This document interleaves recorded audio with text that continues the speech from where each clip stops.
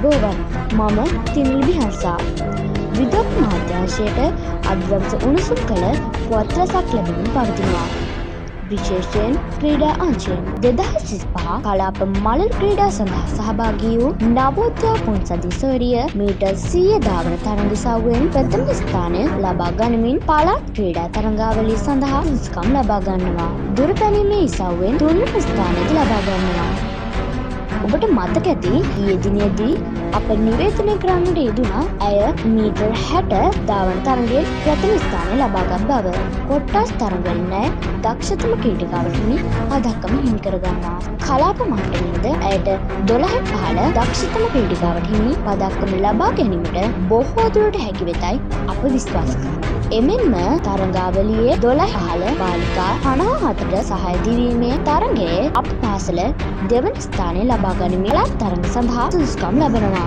විශේෂයෙන් ඉලවංග නාලන්දා බාලිකාව සමග කරට කර තරඟයක් ලබා දුන් මොවුන් කාලය අනුව තප්පර 2ක් පමණ පසුපසින් සිටලා ගන්නේ නිතුල් කෞශල්‍ය හංස්කා නිර්මාණි රණුඩදා ජයසිංහ සෝරිය 12/15 බාලිකා කණ්ඩායමින් යොදුවී 54 බාලක තරඟයෙන් තුන්වන ස්ථානය ලබා ගනිමින් අප පාසල් කණ්ඩායම පළාත් තරඟ සඳහා සුදුසුකම් ලබා ගන්නවා.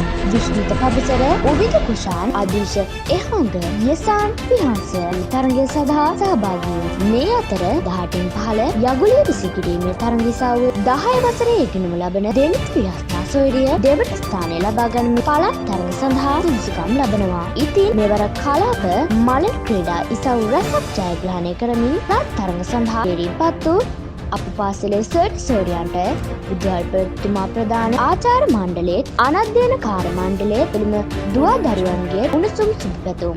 නැවතත් විදු FM උණුසුම් පුවතකින් මුණ ගැසීමට බලාපොරොත්තු ඇතිව සමුගන්නවා. සැමට ජයග්‍රාහී සුබ දවසක්.